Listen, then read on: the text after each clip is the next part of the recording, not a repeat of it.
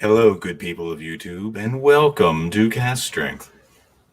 All right, that has to be the opening from now That on. No, disagree. That was way too professional. That can't be the opening. That sets the bar way too high for the rest of the show. Hey, Brad, I figured it out. Did I miss some cool shit? You figured out how to undelete Hayes? Yeah. Yeah, the void accidentally deleted you from reality, I think. Finally got you back there. I don't know. what's going on. All I can say was I've never felt that way before. It's refreshing, isn't it? It's I think another 10 seconds and I obviously would have not been able to survive the ordeal, but rematerializing in an instant was really, really fun. So I didn't actually delete him. That's why Control Z was like kind of sort of not working. I cut him. I had to paste him back into existence. Sure. Told you I was going to cut you, Dan. That makes much more sense. That's a fairly accurate description of what I went through. Nice. So hi everybody. Yeah. The plan, I think, is there's no plan and we're just drinking. Yeah. That's a Yeah. My plan was randomly choose a sample from behind me because I really need to start getting through them. And I chose a 2005 Kalila single cask. This is a Gordon and MacPhail first fill sherry 13-year-old. One of 260 bottles, bottled at 52%. Gorgeous color on it. Really, really nice. nice. That is pretty. Yeah. It's an amber. It is. It's beauty. This is the second time I've had a pour, and the first time I didn't write anything down. So this is going to give me a good opportunity to enjoy it and write down a couple notes. Listen, as far as plans go, it's hard to fuck that one up, at least, right? Like, we could probably pull it off. I mean, we could do Void from the Bottle. That would fuck it up. No, that's still drinking. It's fine. That would be Void within from the the plan bottle of just is drinking. not. Apparently, it's not allowed. It's been vetoed. I'm starting with some Ironclad bourbon from Virginia. I think the label is almost impossible to read. It's Black on black, and like you got to catch the light. I love it. But it seems like a fun bourbon. It's at 47.5%, which is Respectable. nice. It's But respectable. I have had a little bit of it. I got it a couple of weeks ago, before all the Christmas break and stuff. But Seems to be most people that I've seen that picked up a bottle of that are really enjoying it. tasty. So yeah, It's got a weird sort of barnyard thing going almost in the direction of funky. It's just weird. Brad definitely likes that barnyard. It's not smoked, like it's different, but I it's love the in barnyard. that same direction where it's like funk is- hay, barnyard kind of deal. I like it. Barnyard Funk. I literally just pictured a cow playing a bass Yeah. Gotta Dressed slap up. it. Gotta with its slap it. udder. With its udder. Oh yes, okay, yeah, of course, obviously. But What are you drinking? What are you drinking, Christina? I also decided that we have been hoarding way too many samples lately, since like forever.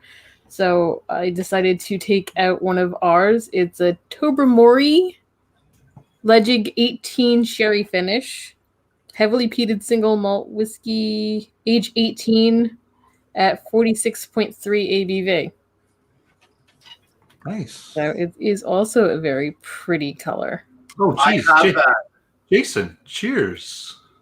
Damn, boy. Cheers. See, the Aussie, apparently there's some kind of global thing happening that seems to be affecting his local area currently. And it's just causing a lot of drama. And so he had to go to his real job. where did you get that sample from? Where did you get yours from? You first, because we have no goddamn idea. No! And it's the exact same. It's the exact same. That's funny. You're It's trying really, to I'll tell you figure out this. I'll tell you this. It's super. Oh, that definitely came from David Kramer. Yep. Boom. There it is.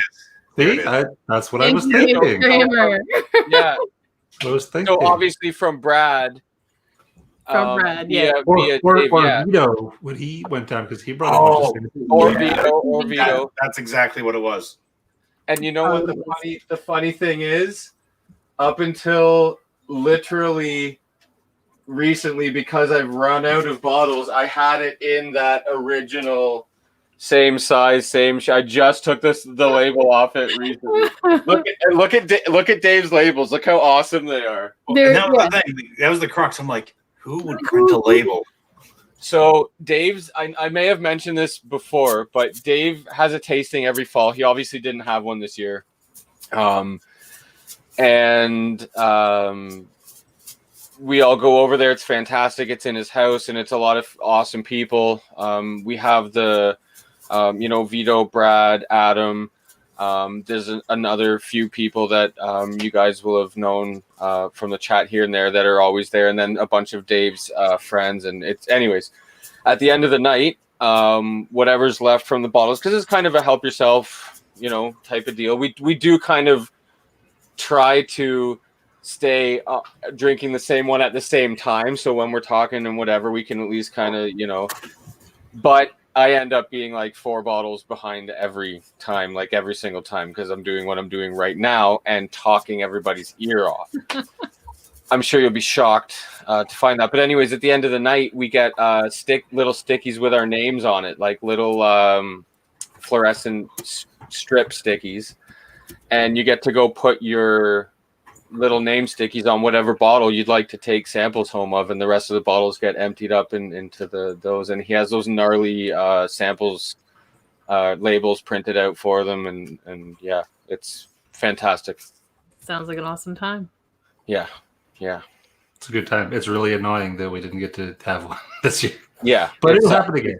And he always has the gnarliest, like that is that, in my opinion, I don't know how well it's aged in the sample container, but it is so good. It's fucking unreal. Yeah, no, like it's definitely it's amazing. Like the mix of the sherry and the peat is one of my favorite mixes, number one, but like it's really good in this. And that is one of the Jason rocking some getting fancy. Yeah, some Dave Clark 5. Dan, who plays that? The Dave Clark 5? Yeah, let's keep it that way. Wait, no, wow. It's Brubeck. Wow. It's Dave Brubeck. Dave Brubeck. Ouch. It might not even be Dave. Okay, then you can continue. It's fine then. Go ahead. It's rough. I'm just getting cut all night. Harsh crowd. The setup was there, like, given the location of where I am, the tensions are high. So, it is what it is. Things are a bit harsh right now. I don't know. Is there something going on over there? In the endless void? You know what I'm drinking? Because of the amazingness? Unsweetened pure leaf black tea. All right. Excellent. You know what? That's one of my favorite store-bought, readily available corner store teas. It's not bad. You know what I mean? Like, you can't expect much from No. But it's pretty good. Steve, you poke me, Steve. I'm gonna start drinking more than you've ever seen, and I'll start doing trumpet jazz, and you'll never be able to just simply leave the stream. What's real bad is if the void decides to sing. Oh, and Jason, cheers for the super chat. Crazy. I think I missed that probably when I was just rambling on. Really appreciate that. You were hunting for the sample bottle. That's what you were doing. That happened. Yeah. You had your back turned. Roger. This Kalila is fantastic. Again, with the sherry, the peat and sherry is like a fantastic combination. Peat and wine, I think, is my all-time favorite. I can't even say non-traditional because I guess wine casks have been used for a very long time. But outside of your typical finishes that aren't extravagant. It's just like your average sherry, your average ex-bourbon cask, wine cask finishes with strong Isla Peat are amongst my favorite. But yeah, sherry and peat is hard to beat. You Definitely. rhymed.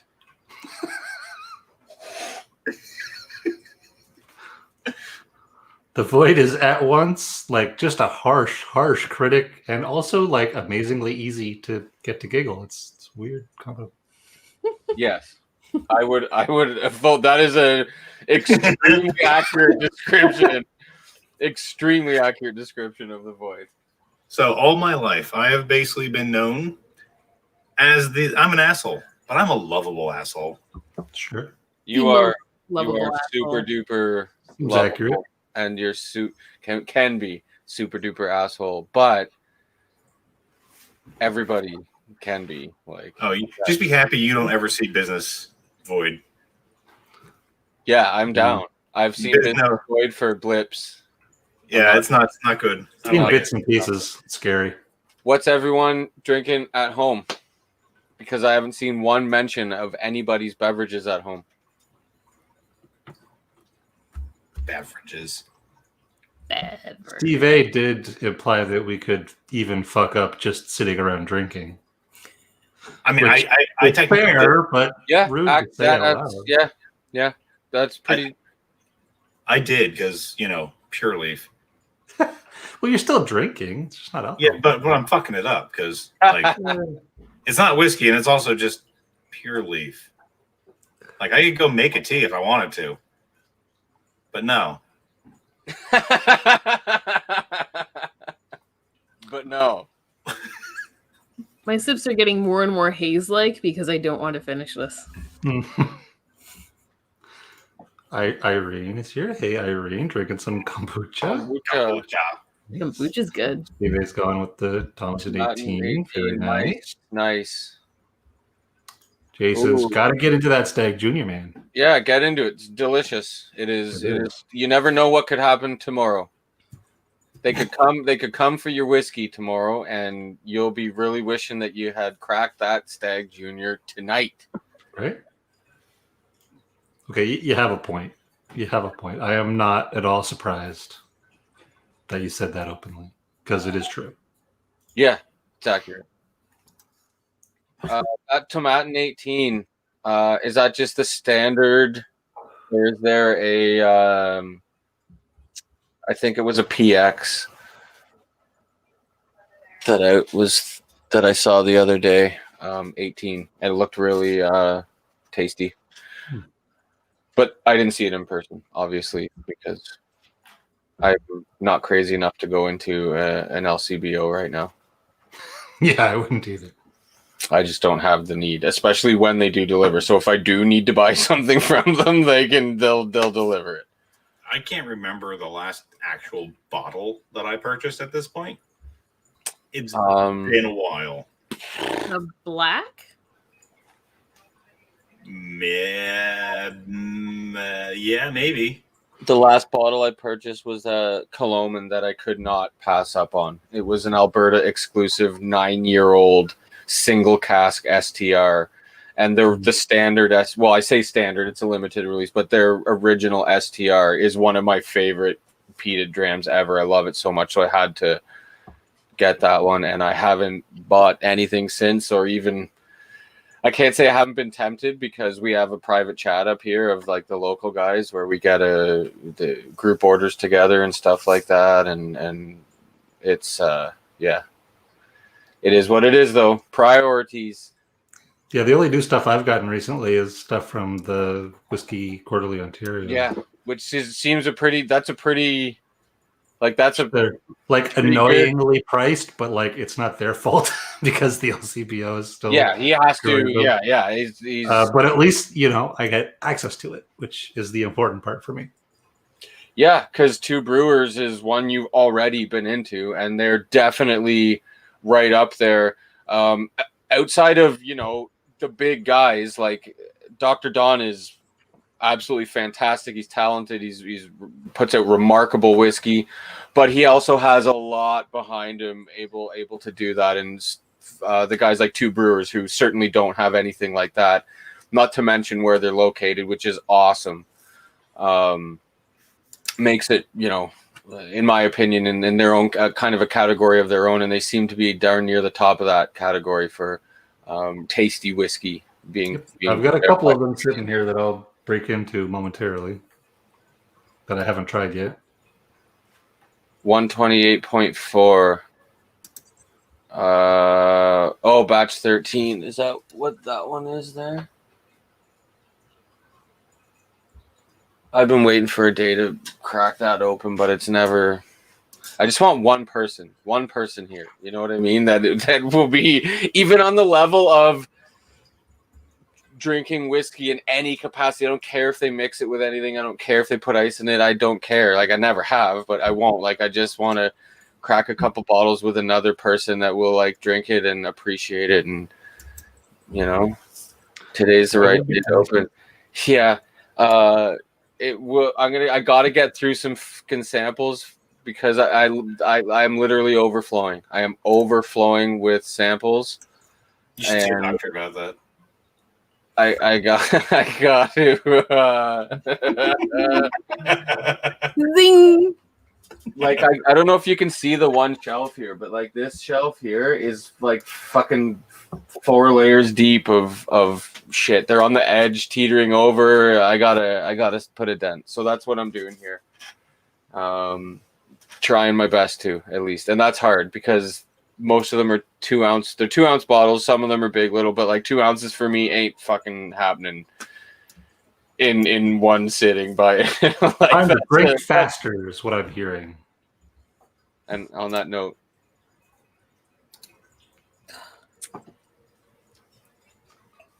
I'm not even going to try to pronounce that, but cool. Yeah. Can you elaborate on that? It's obviously Irish. But I'd love. Rance doesn't drink Irish whiskey. Dan, what are you talking? Well, he does when forced. He hates it, but he will, like, you put a gun to his head. I've seen him. Sure. Get into it.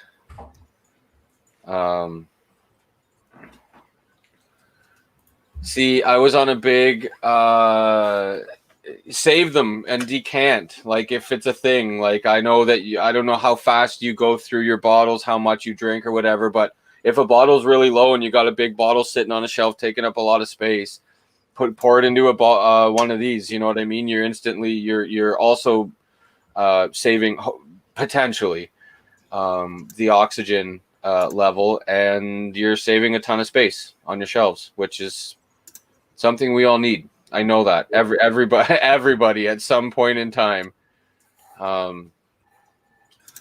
Like, if it wasn't for a pandemic, Brad would probably have like 50%, like 30 to 50% less space in his. Probably something like that. Like, it has been slowly dwindling over the last 10 months, whatever. He would also have more people drinking as well, so it might balance out. True. But I'd have more trips to bring whiskey back with me, too. Yeah, good God. What a scene. So, yeah. Oh, I hope that everybody that is in the States is doing well tonight and relaxed and happy and positive and all that, because I know it's really easy to be super stressed. And obviously, yeah. And yeah, get some of that. What do you pour? What did you just pour? What is this?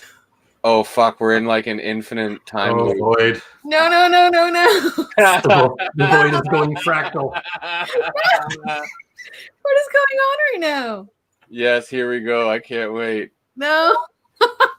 The void is going fractal. It's scary. Oh, What is this is this? great. No. Oh. All right, time to get into some Two Brewers. Release 22, one of their innovative things. Good evening, AJ. Yeesh. I am getting into some rock oyster. Is that That's a tasty one. is that an age stated or the standard whatever? Standard? Yeah, I'm gonna say standard. I'm not seeing an age statement anywhere prominent, so I have not had that. I've had like the Scallywag and It is the oh god, the It's the regular one. Wee Beastie it's a small batch release. or Beastie, not Wee Beastie. Yeah, but I had the age stated rock oyster. I think it was 18 years, and it was really, really good. So if that's the same spirit, I can't say obviously that much. Having had the one that was 18 years, I don't know how old that one is, but it was really good. It had like a good island funk going on.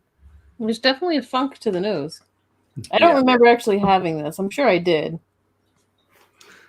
So this with this weird thing, I don't know what this is going to taste like, but it's a kettle soured mash married with sour fermented whiskey, and then it says held at higher ABV to flaunt the unique characters because it's at 51%. That sounds fantastic. Yeah. To be completely honest, the more times you say sour in the description, the more inclined I am to really want to try that. And what is that? What you got right now? Yeah. What's the nose on that there? Doesn't. What's the nose on that there, man?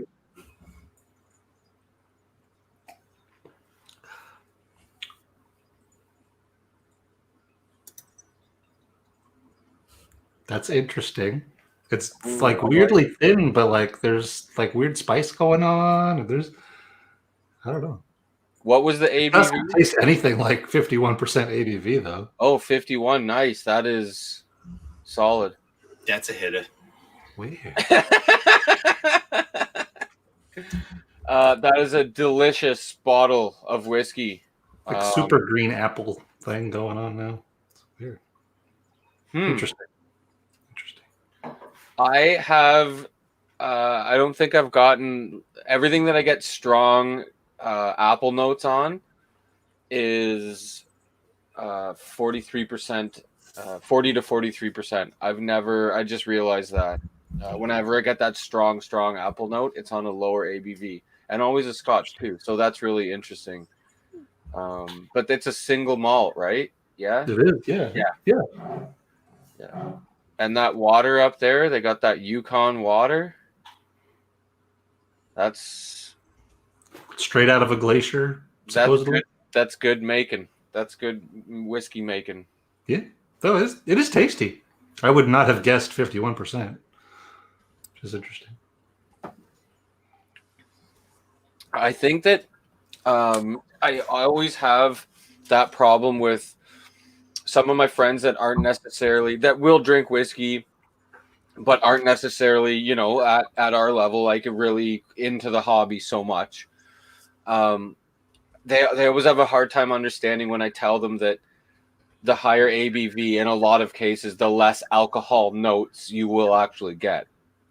Because they're always like, well, that doesn't make sense. Like this is 58%. You want me to drink it? I'm like, yeah, but I'm telling you, it is tasty. Like it's delicious.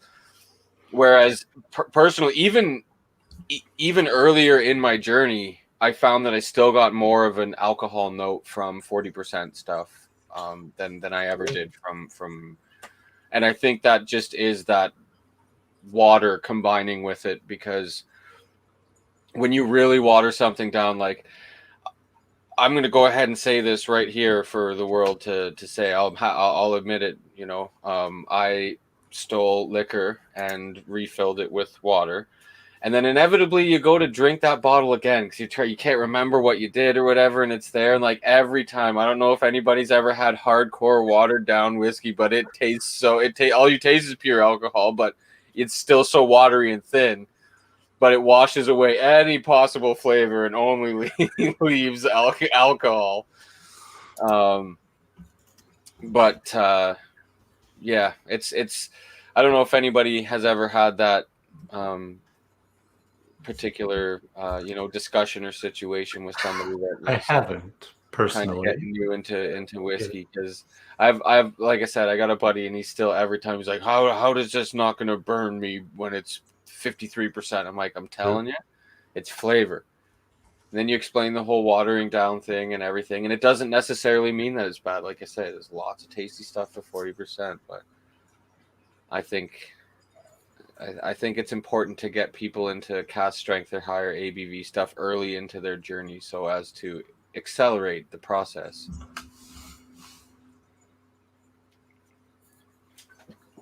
All right.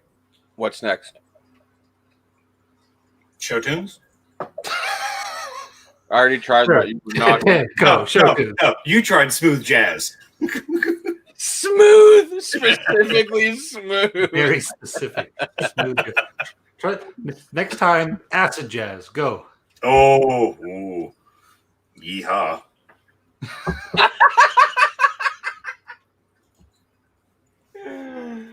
Holy shit. Okay. I don't I know gotta what. find some acid jazz to listen to. Acid jazz is weird. It is weird. It is definitely that. I don't think I've ever heard acid jazz. It's weird. It's as weird as you think it would be. Yeah, it sounds like you think it is going to sound. Essentially, it's Yeah. There is no time signature. That's gone. yeah. That's Because time is meaningless. Ooh, maybe I'll get into that. Do it. Do it. Whatever it is. Sure. All right. This also came from Dave. This is Secret Spirits Smoldering Secret, single cask number SS006, aka Trevelyan.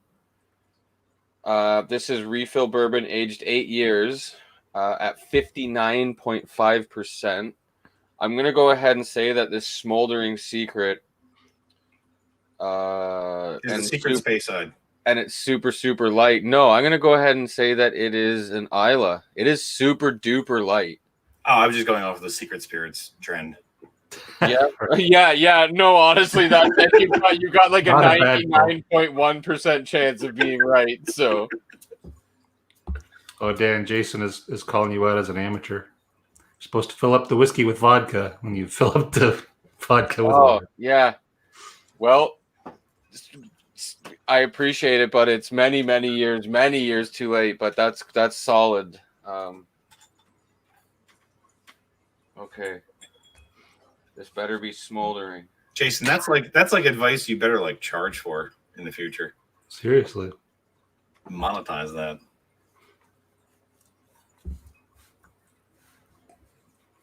Okay, it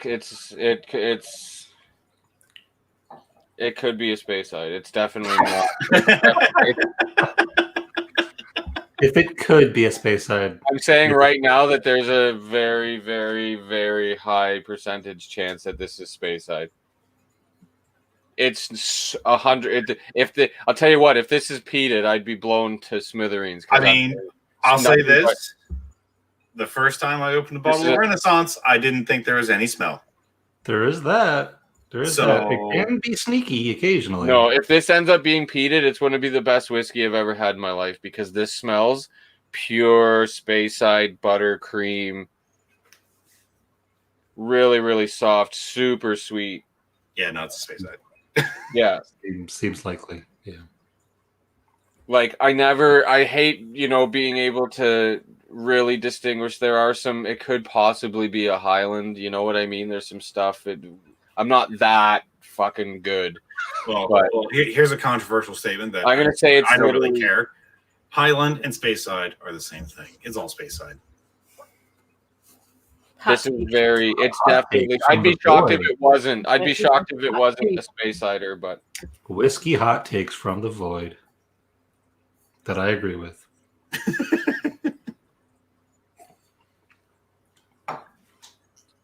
Is it delicious though? Right. That's what matters. Like fuck all this other shit. Is it delicious? it actually is really delicious because Nice. 59.5% can make even a space cider attractive to me. Sure. Well, it's got a lot more character on the back end of things there that kind of came very floral at the end. It wasn't overly sweet, but I was just getting a very sweet cereal note.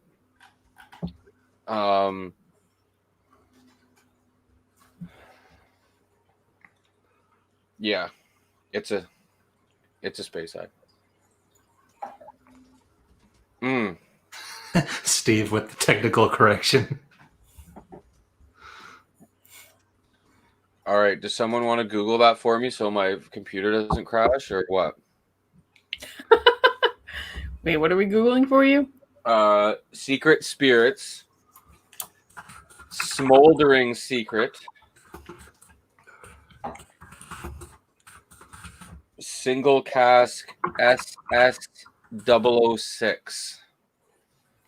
SS006? SS006. Is it a German James Bond? Wait. It's Trevelyan. For England, James. Samuel 006. Sierra. It's Sierra. Sierra 006.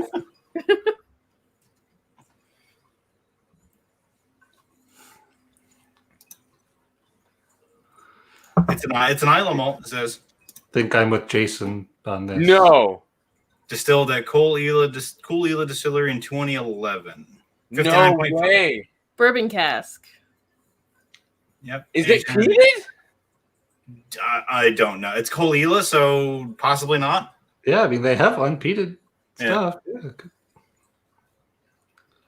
But I'm with Jason. It's either Island/Isla or it's other whiskey.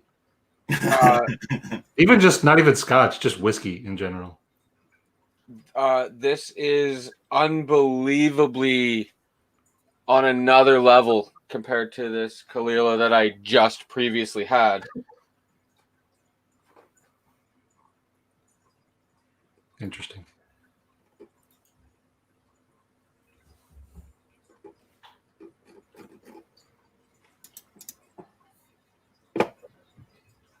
Yeah, this is unpeated and it's fantastic. This is unbelievably tasty.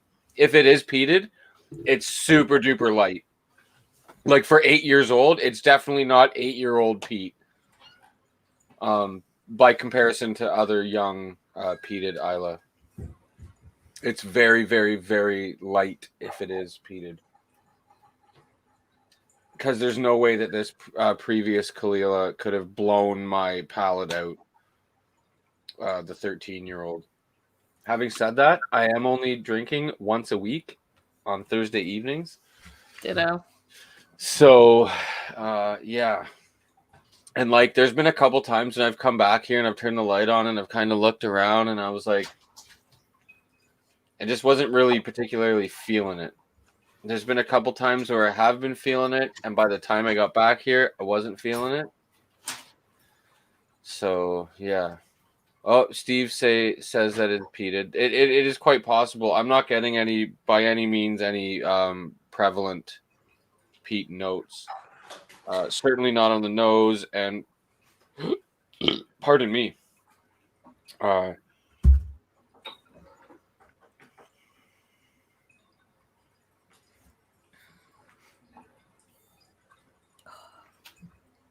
I better not have COVID. Just Why? suddenly right in the middle of the stream, you lose all taste. No, there's lots of taste. It's just not. I didn't see a link, Steve. Didn't see a link, so unless you sent it not. somewhere else, because I don't have any. I don't have Facebook. I don't have Messenger. I don't have anything open right now except the window that we use to stream. So yeah. I'm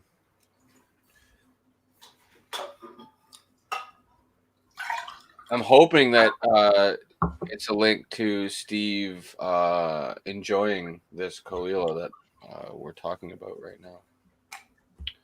So what's the verdict on that 2 brewers, Brad? It's tasty, but it's weird. I don't know.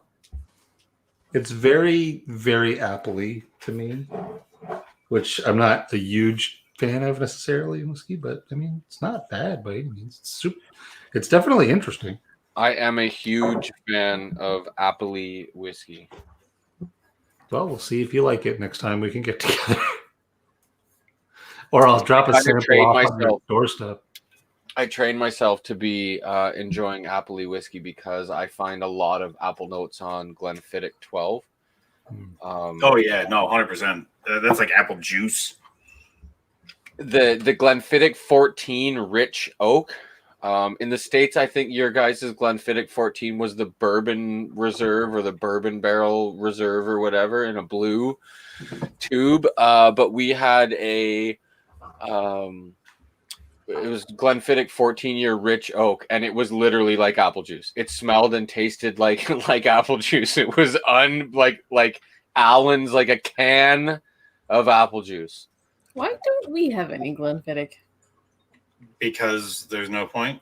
It's not, yeah, like it's honestly a good one to have. Like I like to have it again to keep up that having one now and then, because if you go to any restaurant in my area, which isn't a thing now, they're always going to have Glenfiddich 12, and likely in a lot of places 50% of those places is going to be the only Scotch option. But yeah, there are some stellar Glenfiddich there. The Fire and Cane is worth having, in my opinion. Great. The what is it? The Project XX or Their experimental series are interesting. Yeah, but then again, you're going to pay extra for them and this and that, and Glenfiddich is I'm at a bar. What do you have? Okay, you got Glenfiddich. Cool. Yep, it's not offensive. It's it's basically Monkey Shoulder, and if I'm going to be totally honest, it's a little less interesting than Monkey Shoulder. But you are wrong. Better than Monkey Shoulder. Actually, no. Wait. I'm gonna retract my statement. Takes. I'm gonna retract my statement. You are not wrong. You are technically correct. But Monkey Shoulder's piss. Yeah, it may be more nuanced, but it's piss. There's more going on there. I'm not saying I enjoy it more than the Glenfiddich. It's like somebody It's for the slightly less hydrated person. Like, that's a little extra. Yeah, Fire and Cane is good. Honestly, that is a very comfortable mix of peat and rum. It's not going to satisfy a peat head, but there's definitely enough to counter the rum and the other general space side sweetiness. So that's why I like it. It's true. It's probably as far as regularly available, inexpensive bottles, sub $100 bottles go. That's the best Glenfiddich I've ever had and probably ever will. Nice chug sound, Brad. That was a good one. Yeah. I'm moving on to another two brewers, number 23, which is a lightly peated traditional malt with parts of it finished in both sherry and port barrels. So I'm not sure what the percentages are or anything, but a little bit of both at 46%. Speaking of hoping to have enough peat to counter the sweetness of the right. I guess. But when it's done well, it's so like that's the thing that really draws me to peat so much is it's such a bold and intense flavor, but it complements all the other naturally sweet flavors that are there from both the distillate itself and from the casks that it's aged in. And it's like the best compliment ever. You know, it's so I've had all the drams that I dislike the most that I've had have been non-peated. You know what I mean? Like it's such a small percent of peated drams that I've had that I've actually disliked. I can say I dislike compared to non-peated. Peat is life. This I'm definitely more of a fan of than the last one. This is tasty. The peat definitely comes. It's not very peated. It's clearly lightly peated, but it comes through enough that there's at least something there to for my peat head brain to cling to. Christina, the whole Glenfiddich thing about having or not having. Ardbeg 10 is the staple. That's the staple. That's our Glenfiddich. Fair. Also, I'm drinking whiskey now. What are you drinking? Is it Ardbeg 10? No. I'm on the theme of sample bottles, so What'd you pull? I'm getting there, Miss Impatient. What did you pull? I pulled a sample bottle of 46% whiskey. Are you from? This is the rest of the episode is waiting for Yeah. the Void to finish. Next 15 minutes is just the Void telling us what he's drinking. It's That's in one of the best New glass. Brunswick impersonations. Not bad. Colkeegan. Yeah, Colkeegan. that's not bad. Colkeegan, yum. Tasty. Oh, I'm missing all kinds of chat stuff. If people were addressing me, I apologize. That's because you were busy staring into the void. It's hard to break the stare once you're there. Hey-o. And there it goes. How long? Hey, we lasted 40 minutes before we went there. Did we? Yeah. That's a new record. Yeah. Oh, by far. Lead by fucking far. By about 39 minutes. Yeah. Oh my goodness. I just want to quickly say while I remember and while Dwyer is out of earshot, hopefully not streaming this from the other room, that if any Americans do need to find a new place to live, Canada has lots of friendly places, and my door is always open. And a closed border. Yeah, but that's on you. I'm well. That's Get your you problem. here. Getting across the border is your problem. After that, will help. That Colkeegan is awesome. It is pretty good. I've only had one sample of it myself. This is the first time I've ever had it. It's always been on the list, but never available around here. Yep. And I'm fairly certain the Gerd Burbelays sent me this one. That sounds legit. Yep, sounds about right. Probably.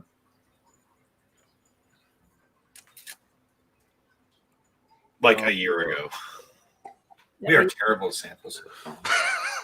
We've literally hoarded almost all the samples that we've been given. Oh no, we'll try them on the good day when we're really into the tasting notes. And that day never came. You just gotta The trick. notes, when our palate's like really perfect, it's gonna be, it's gonna be a good day to do samples one day. Oh yeah, I have I've filled up one journal, but I want to, and that's why I can never fully empty them unless I've done a journal entry yet, because that's my OCD. I must have I sit down and write some notes in the notebook before I get rid of a whiskey. I need to do that because my memory is shit when it comes to certain tasting notes. If I've only had something once or twice, forget it. I'm never gonna remember how it tastes. I'll be like, I think I remember. If I remember having it, I'll remember if I liked it or if I didn't like it. That's really all that matters. But if I don't, there's so many whiskeys I know I've had once, and I don't remember them all. Can't remember them. And I Right wish there I with had you. some kind of a record about what I've tasted. And even if I just had basic notes, something stupid and simple, whether or not it was the vanilla that you tasted or, just simple notes would be awesome. But I don't have that kind of discipline to do that. I have a fairly accurate, that's probably 85 to 90% accurate list of all the whiskeys I've tried. Because again, there's times when we go out to, we go out to just when a bunch of us used to gather just to go to Vito's to meet up for a carpool. There's fucking 13 whiskeys. Yeah. You know what I mean? It's so there's so many that Brad probably remembers 50% of the whiskeys he's had, and that 50% is, but really all you do really need to know is, did you like it or did you not like it? Because are you gonna, that's really all that. And if it comes down to, the next level, which there only is the other one, is it worth it to buy a bottle? Did you like it enough to buy a bottle or not? It's that simple, right? That's really all that matters. But or pay the premium to have it at a bar or restaurant when and if those things ever happen again. And Yeah, and I think those whiskeys are the ones you remember anyways, right? It's the extremes you're going to remember, the ones you really didn't like and the ones you really did enjoy. So it's kind of easy on that level. But yeah, like I said, I just have mental issues with recording stuff and writing it down and all that jazz. OCD can be so helpful sometimes. This sounds like a good Yeah. plan. I might do this directly after the stream. Just eat a pizza. What happened? I'm sorry. I disappeared for a while. I'm going to eat an entire pizza after the stream. That's Right on. Good plan. I mean, I do have pizza crust. I can make a pizza after the stream. Also good plan.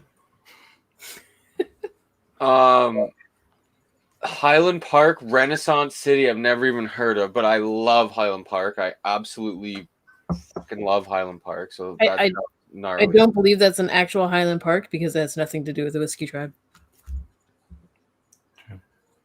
Oh, famous Speyside whiskey, Highland Park. yeah, I don't remember. That's true. I do not remember any Renaissance City episodes of the tribe. We might have to dig deep on that one. Maybe Rex like sneezed once and it sounded like Renaissance City. And they're like, "Oh, boys, get up, get it going, Get on it! get on it." That's next one coming out. Just because it came up. Them in conversation. rednecks up in northern Scotland, Highland Park. Get on it, boys. It's exactly what they sound like, no doubt. Just because Give us another one. I watched the Sounds of Silence video that they did, Yeah, the and out of all the I songs. completely appreciate that, and I understand why it happened, and it's amazing. Yeah, Lance was the Void was loving it, like giggling and just adoring every little piece of it. No doubt. Every one of those single cask series I've had has been spectacular. The one up here in Ontario was called Trillium. It's stellar. The one for Texas is right up there for the best Highland Park I've ever had, actually. And yeah, the best thing about them is I think all the ones I've had, they're all 12-year single cask strength. And some of them are different casks. Some of them are ex-bourbon. Some of them are sherry. But every one of them has been stellar. I have not. Highland Park is one of those distilleries that I have not been disappointed by once. So, I disagree. You disagree? Dan has been disappointed. when was I disappointed? When was I last disappointed from Highland Park? Yeah. Well played. I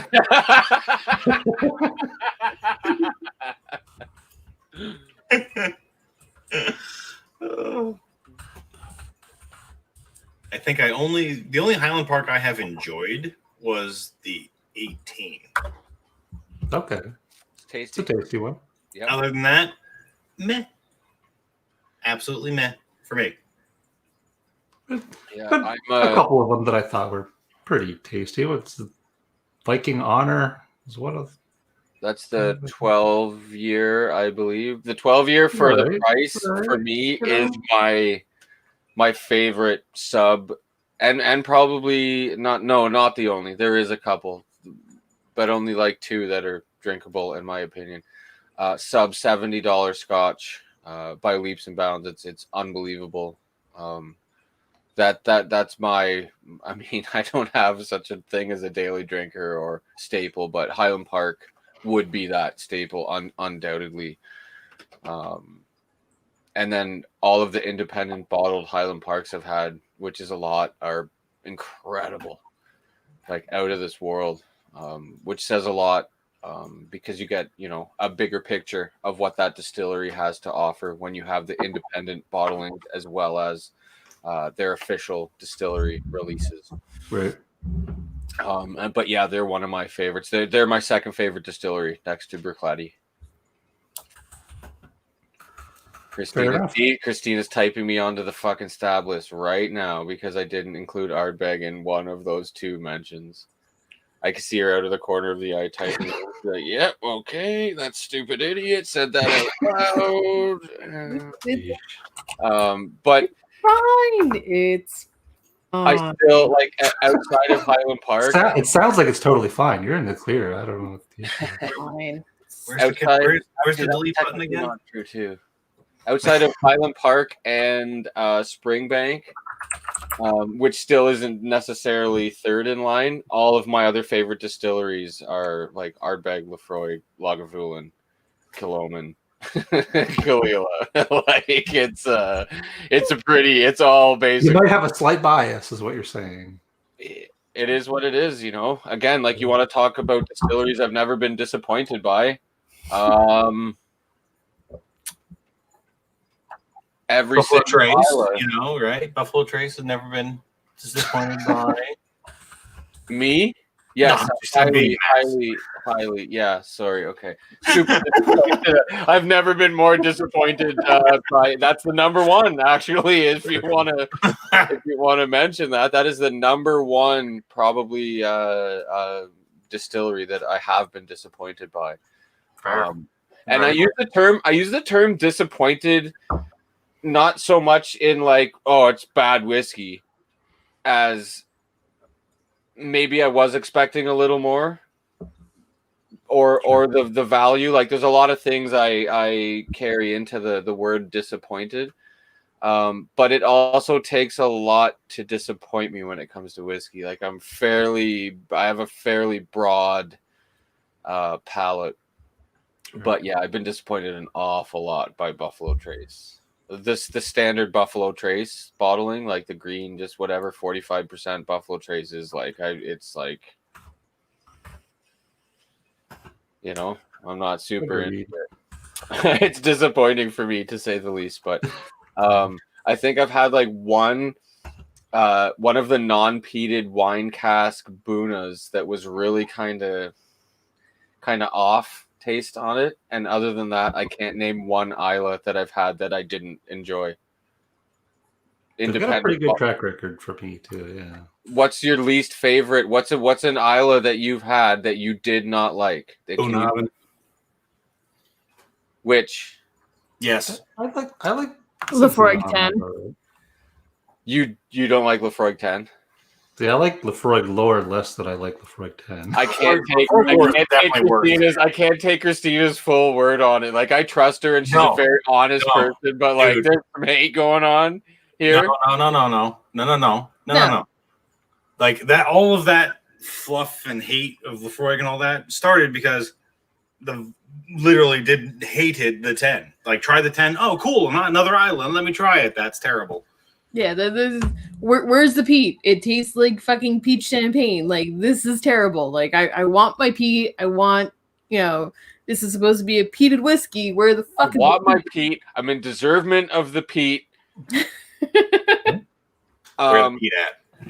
So, yeah, I'll give you this, and there's not really much of an argument. There are certainly, obviously, a lot of people, but like in my opinion, and I'm a big Lefroy guy, but the Ardbeg 10 compared to Lefroy 10 is night and day. Ardbeg 10 for me, 10 times out of 10. So I have to preface that I do have to give Lefroy 10 another chance. Lefroy 10 was definitely something I drank in the beginning, when I was very much deep into the Ardbeg 10. Now that I've branched out and I've actually tasted more whiskey, I don't know. I think there's potential that you may be even more disappointed by it now, right? Like I hated it before. Now it's the worst. I'm willing to give it another shot, but like I didn't really enjoy the lore. Like I've had other Lefroys that really kind of fell flat for me. The only one that I've actually been like, yeah, no, I can drink this. This is okay. Is the quarter cask. Quarter cask is good. I like quarter cask. Oh, it's fantastic. That because you know why? Because that is, their peatiest offering.